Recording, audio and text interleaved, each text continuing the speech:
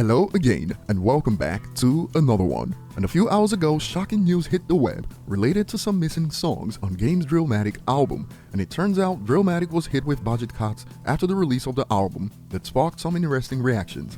This is quite concerning, to say the least. More on this in a bit. We also have more on what looks to be an incoming live performance by Eminem, and over on Spotify on Drillmatic's release week, some interesting things happened that would put a smile on 50's face, and we'll get to more on this in a bit. So first we'll start with what many believe signals confirmation of an upcoming Eminem and Snoop live performance for From the D to the LBC, and it started when Eminem tweeted, "From the D at Snoop," Snoop added, "to the LBC at Eminem," and then LL Cool J added, "all the way to Queens, New York, then to Brick City, Eminem, Snoop, MTV, VMAs." And now bear in mind that From the D to the LBC is nominated for Best Hip Hop this year, so we could be in for an award and also a performance to go with it. Paul Rosenberg also shared this on IG and added the same caption, "From the D to the LBC and off to Brick City." The show is on the 29th of this month, and this has sparked split reactions. On one end, some people are already complaining about the NFT theme.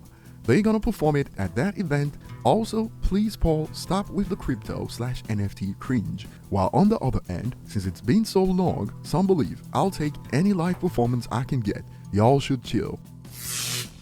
And moving on to the next point today, rap fans were in for a shock when reports revealed Wack 100 says NBA Youngboy verse was removed from the game Drillmatic because his $150,000 fee was going over budget. And the writer adds, "I still can't believe they decided it was going over budget after releasing the song on DSPs like in quotes, nah, we're not gonna recoup this, let's take it down and not pay NBA for the feature, LOL."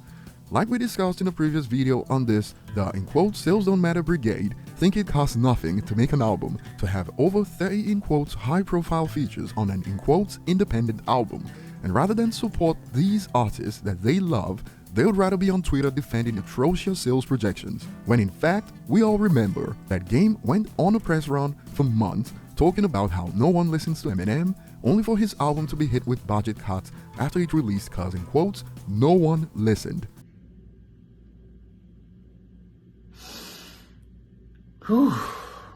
And of course, this news sparked interesting reactions online.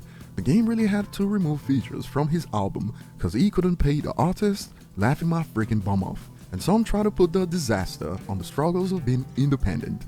The Game had to remove Youngboy from Drillmatic because they couldn't afford the verse. Wack 100 said YB asked for $150,000 for just the verse, no video. It's sad. Megan's label drops $250,000 on that horrible Future verse, but because Game is indie, he has to cut a great feature. Game is no victim, and to this a user responds, "I honestly think it's more his fault for having like 30 features and not budgeting properly. He probably broke the bank expecting the album to do better with all the features. And now the whole concept of using features to carry an album is under fire. Let's end this whole practice for established artists. It's Pink Floyd, not Pink Floyd featuring Paul McCartney, or the Beatles with a guest verse by Grace Slick. If you want to be in a group, be in a group. If you can carry an album, carry an album." And speaking on Eminem, some expanded. "Would have been better he asked M for a feature. M does it for free, than to diss him. For some reason, I think he asked M before this, but when you see how Game turned on Dre and 50 Cent, we can all guess how that went." And now over on Reddit, some expanded. "M doesn't need to diss the Game. He has himself proved he's a failure. Album performance down bad as F." But some got jokes. Eminem should pay for the YB feature as a gift to Game so he can keep the verse on the album. Imagine the response, laughing emoji. More of the same on Twitter. Eminem should pay for it just to flex on him. That would be a huge L for Eminem. Dude already funds multiple charities.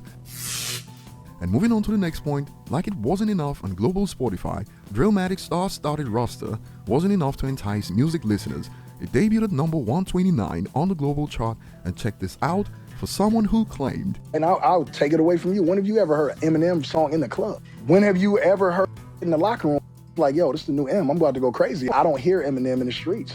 He was clearly, in quotes, taking painkillers for someone else's headaches. As on the same week, Eminem Curtain Call 2 was the top rap/hip hop album in the world for the second week, and the Eminem Show, MMLP, and 50 Cent's Get Rich or Die Trying all outperformed his new album on its release week.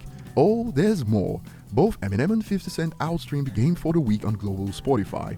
Game didn't make the top 200 artist chart, hence reactions like, "Someone is going out sad," and some had to rub it in. Yo, the game for real gonna spend 1 week on the top 200. Album got hella attention. An Eminem diss, 28 features and 30 tracks. Duty Dissing has 5 of the top 200. 2 of them are 20 plus years old, and then just for fun, 50 Cent charts 23 spots ahead with a 19-year-old album